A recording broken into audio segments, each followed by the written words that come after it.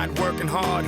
Yeah, right, picture that with a Kodak. Or better yet, go to Times Square, take a picture of me with a Kodak. Took my life from negative to positive, I just want y'all to know that. And tonight, let's enjoy life.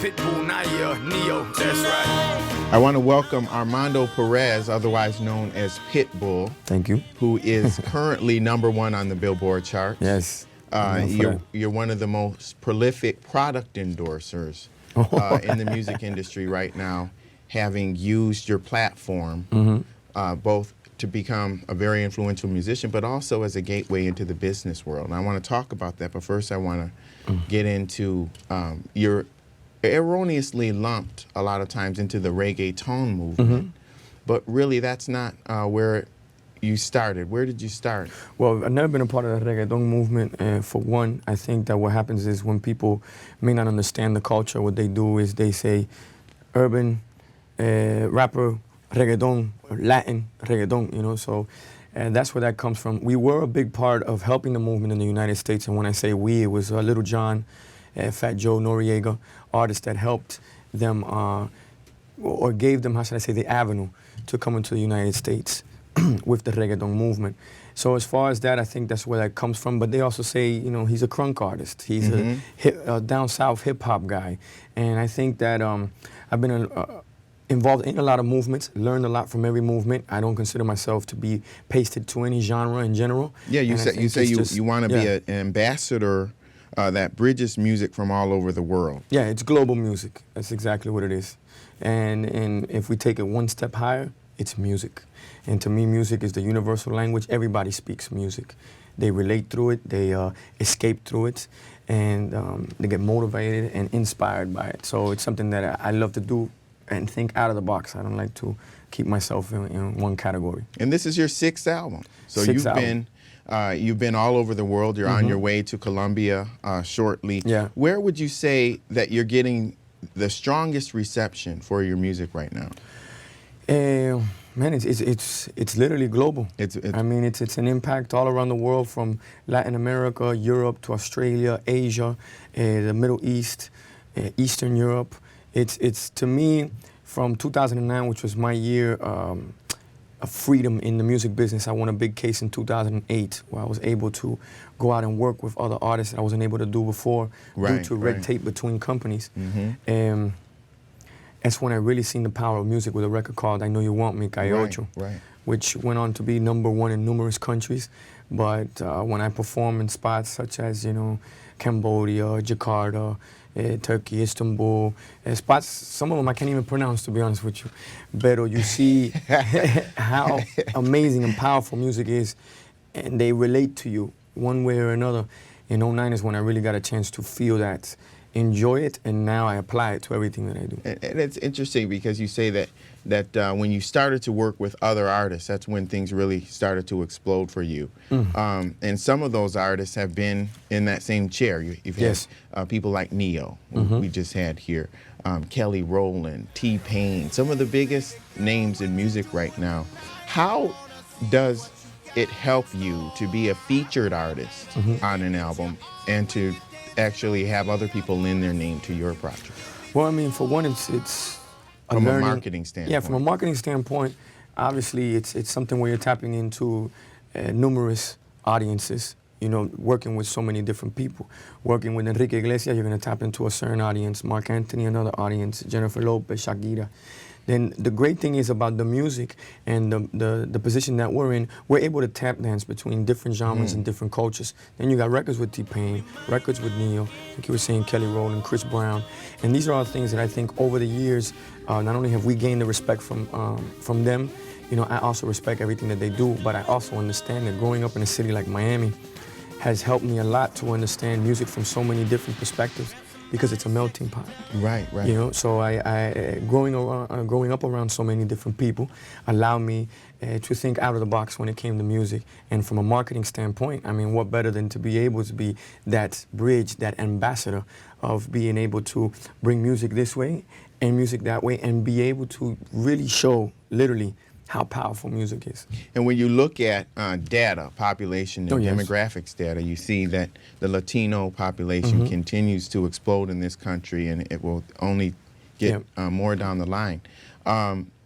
But when you started out, maybe your audiences were majority Latino, but now when you look in the crowd, to be what honest does it with you, look what's like? crazy is I've almost had in music a reverse osmosis effect, you know, where Latino wasn't my first fan. You know, not that they weren't there, yeah, they were there, but it was the black culture that embraced me. You know, Little John, when I came in, Luther Campbell from Two Live Crew, I had to deal with Uncle him Luke. in 99, 2000. Irv Gotti from Murder Inc., when he had Ja Rule and Ashanti and that whole movement that he had going on. He was also someone that gave me an opportunity. So I earned my stripes, paid my dues, coming through the whole hip-hop scene, but that's what I'm a fan of, what I love. And what I grew up, like I said, in Miami, it gave me a sense of, how should I say, credibility. But I don't look at it credibility, it's my life.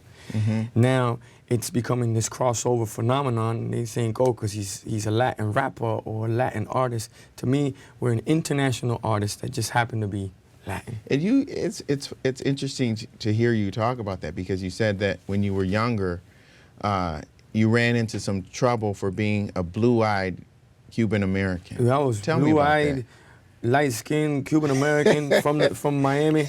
And the thing was, Miami wasn't respected in no way, shape, or form when it came to the hip-hop industry at a certain time. It was just Two Live, and that was about it. It was, yeah, Two Live Crew. You had a Trick Daddy, Trina. Yeah. Trick, he opened a lot of doors. Luke opened a lot of doors as far as fighting in the Supreme Court for the First Amendment, being one of the first Banned in the African-American, USA? yeah, banned in the USA, first African-Americans to go platinum independently and have his own pressing plant. And so to me, he was the blueprint of the independent mind state, which I still use to this day. So for me, it was 4 strikes against me trying to get in the game, you know, because when I went on tour with Luke and I did, you know, Mississippi, Alabama, Arkansas, South Carolina, North Carolina, you know, and you're going into these deep parts where they look at you and they go, Who is this who is cat? this guy? You know, yeah, Eminem, whatever, that's cool. White guy, no, Cuban. Cuban, what's Cuban? You know?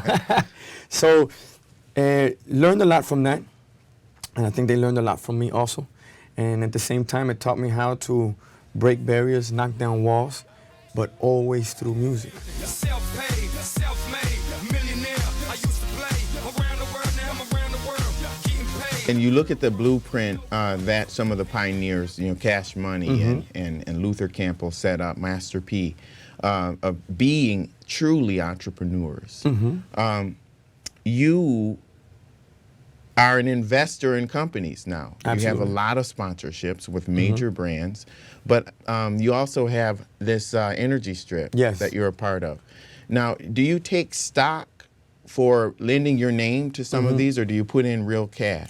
Well, it all depends on how you look at the deal, break it down. You know, obviously, different deals get structured differently. Now, as far as going back to, I just want to make sure we stay and make it clear. Master P and Cash Money got the blueprint from a Luther Campbell. He set that up for all of us to be able to read that and apply. Yeah, we've talked about that. Yeah. Luther Campbell. Now, as far as the deals, let's say on a Sheets energy strip, you know, something like that, depending on how far the deal was already, you know, or the product was in place, it depends on what kind of equity you get in the company, you know, and what you bring to the table. As far as ourselves, any company that we get involved with or product that we get involved with, I think we bring something else to the table, and it's not just an artist. You're actually speaking to a businessman who understands what it is to have mass distribution, not only domestically, but internationally. And that's where stepping into the Pitbull, Mr. Worldwide, Armando Cristian Perez realm really comes into play. Because we're not talking the United States only. We're talking, let's go get Mexico. Let's go get Brazil. Let's lock in the Caribbean. Let's lock in Central America, where it becomes infectious and it all comes together on any product that we get involved in. That is where you're able to leverage the deal. And you still keep a foot firmly planted in the urban base. You're working with Damon John, who was part of the FUBU, For Us, By Us movement, who was part of the show Shark Tales. Tell me about that. Well, Shark Tales is a great animation, but it's Shark Tank. Shark Tank. I'm sorry. Got that I'm messing wrong. with you.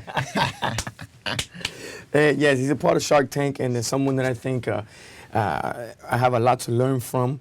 And I think we are on the same page, reading from the same book, same chapter, and we're about to be on the same paragraph together. And I think he sees a lot in me where all these deals that have been set up within the last decade that have been monumental and opened a lot of doors for us, I would say young guys that come from interesting parts of our cities would have never thought that we'd have these type of opportunities.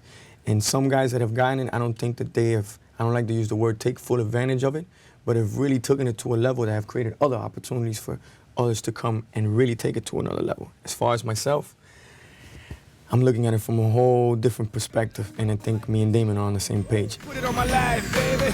I'm gonna give you a ride, baby. Can't promise tomorrow, but I promise tonight. Excuse me, and I might drink a little more than I should tonight. Thank you so much, Thank you, my Armando friend. Perez. Appreciate it. We'll see you. Thank you, guys. Until next time. And with Armando Perez, I'm Lee Hawkins. We'll see you next time.